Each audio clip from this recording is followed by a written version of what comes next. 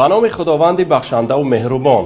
درود بینندگان عزیز، بخش نوبتی برنامه خبری پیام نیوز است. در استودیو با شما شهرت رحمت الله. اینک متوجه باشید به سرخط مهمترین خبرهای روز. روسیه به تاجیکستان هواپیماها و چرخبالهای زیادی جنگی می‌دهد. در رده‌بندی شهر دوشنبه یکی از بدترین شهرهای جهان دانسته شده است.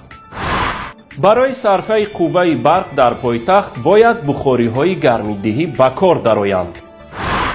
حکومت به دارایی مردم چشم دوخته است.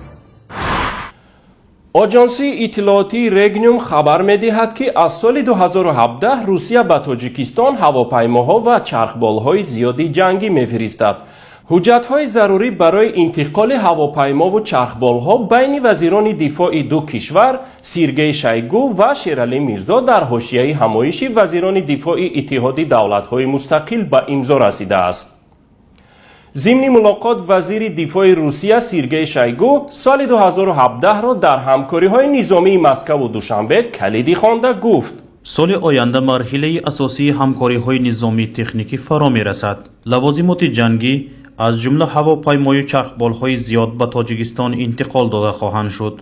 فکر می‌کنم این همه سریع وقت عملی خواهد شد و البته برای ثبات در منطقه خدمت خواهد کرد. روسیه تا حال حدود 1000 افسر تاجیک را به آموزش فرا گرفته است و من بعد آماده سازی افسران و متخصصان زینه میانه را تحکیم می‌بخشد. ما آماده سازی نظامیان تاجیک را ادامه می‌دهیم، مخصوصاً در شرایط خطرهای زیاد از جمله ظهور حرکت دولت اسلامی در قلمرو افغانستان. این در حال است که نورسولطان نظربایف رئیس جمهور قزاقستان در یک صحبتش با شبکه تلویزیونی روسیه 24 هشدار داد که در صورت شکست داعش در سوریه و عراق جنگیان داعش در افغانستان میتوانند در مرز تاجیکستان، ازبکستان و ترکمنستان ظهور کنند. کارشناسان این ساحه میگویند از روی گفته‌های راهبران کشورهای آسیای میانگی و آماده سازی لوازمات جنگی در کشورهای همسرحد کشور افغانستان تخمین زده می شود یک درگیری به این زودی در کشورهای آسیای مرکزی به وقوع خواهد آمد. آژانس کنسالتینگی مرسر شرایط زندگی در 450 شهر جهان را از روی 10 نشان دهنده به مانند محیط سیاسی و اجتماعی، محیط اقتصادی، محیط اجتماعی فرهنگی، رسیدگی به خدمت‌رسانی‌های طبی، مکاتب و معارف، خدمت‌رسانی‌های عمومی و حمل و نقل، تفریح، کالاهای مورد استفاده، مسکن و محیط زیست را معین کرده است. از روی این نشاندادها صفت و شرایط زندگی در شهرها را رده‌بندی نموده است که 27 تای این شهرها در میان بدترین ها جای داده شده است. شهر دوشنبه پایتخت تاجیکستان از میان این 27 شهرهای بدترین جهان در مقام 19 و در عموم بین 450 شهرهای جهان در مقام 442 جای گرفته است.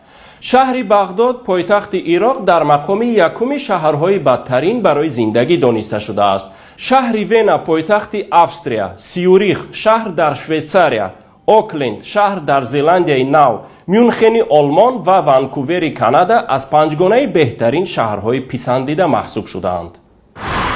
محمد سعید عبیدالله رئیس شهر دوشنبه از راهبران نهادهای خواجگیداری و ساکنان پایتخت دعوت کرده است نیروی برق را صرفه‌کارانه استفاده نمایند و برای گرم نمودن منزل‌هایشان از تجهیزات کم مصرف و سوزشواری‌های آلترناتیوی استفاده نمایند. رئیس شهر دستور داده است بهر صرفه نیروی برق فعالیت نانوایخانه‌ها و گرمابه‌های برقی را قطع نموده با پیشگیری عامل‌های استفاده غیرقانونی نیروی برق، پرزور نمودن تدبیرهای ضد سوختاری، حالت با سوزشواری‌های آلترناتیوی، گرم کردن منزل‌های ایندیویدوالی ساکنان در تناسب محله‌های مسکونی شهر مورد سنجش قرار داده شود. اما کارشناسان میگویند بستن نانوایخانه و حمام‌ها صلاح کار نیست. بجای این طبق وعده رئیس حکومت شهر دوشنبه بناهای بلندآشیانه به بخاری گرمیدهی باید تامین میشد که نشد. اگر بناهای بلندآشیانه به آب گرم تامین میشدند و بخاری‌های گرمیدهی به کار می‌درآمدند، مردم برای گرم کردن خانه و آب دیگر واسطه‌های گرمیدهی سرمصرف را استفاده نمی‌کرد و هم قوه برق زیاد اصراف نمی‌شد. آب گرم پیان با درمی خونه گرم شود و همین نیروی برق در این مردم دیگه در طول نگذاره. همین لامپچکا گیرون کردن تلویزیون مردم دیگه چیکار میکنن؟ یعنی چی؟ تمام همین قوت در همین گرمکنی خونه صرف میشه. آخه تصور میکنی مثلا 3 خونه باشه 3 تا باتری میمونی و چقدر قوه میگیره. آخه البته همون گرمی را که تیستا بتیان همین 30% الکتر انرژی و 34% دقیقاً در مصرف دوشنبه و طرفا میشه و بعد میتونن دیگه از نوریه ها بتیان رایان ها بتیان 34% این کم نیست. 34% انرژی مصرفش کم میشه اگر باتری اتفلینی را بتیان. یک موقعش شبکه گرمیدهی اومدن خونه به خونه گشتن که کی اتفلینی سوزه کی نیست. ما گفتیم این آخر ما هم دوره سویتی همش در جوشه هیچ جو چقا نشیدیم. همون رفتگیشو این اکن زمستون درمازم یکمان داشت نه درکشه نه خبرش. حکومت تاجیکستان برنامه میانه مدتی رشد کشور برای سالهای 2016-2020 را آماده و به پارلمان ارسال کرده است که طبق آن در نظر دارد پولهای مردم کشور را برای پیشرفت اقتصاد جلب نماید. با زبان علمی و برنامه‌ای این کار تغییر مناسبت مردم به درآمدهایش نامیده می شود.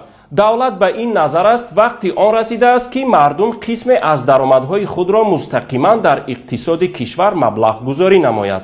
این نظر دولت را جانشین وزیر رشد اقتصاد و سودای تاجیکستان امید دولتزاد در نشست علمی عملی تحت عنوان سیاست سرمایه‌گذاری تاجیکستان وضع و دورنما که امروز 30 نوامبر در دوشنبه برگزار شد اظهار داشت. او گفت درآمد مردم تنها در استعمال کنی استفاده می شود در حالی که باید قسم از آنها برای سرمایه گذاری و ذخیره صرفه بر شوند. ما الکی در وضع قرار داریم که به صنف میانه 25% اهالی تعلق دارد و بینوایی تا 31% کم کرده شده است. اکنون باید از مصرف درآمدهای خود تنها برای استعمال خودداری کرد. ضرور است قسمی از این درآمدها برای رشد آینده اقتصاد و بهبود وضع خود مردم در شکل سرمایه گذاری و ذخیره روان گردد. این کار نباید مجبوری باشد و دولت موظف است شرایط آفرد که خود مردم در مبلغ گذاری و اقتصاد کشور علاقمند باشد.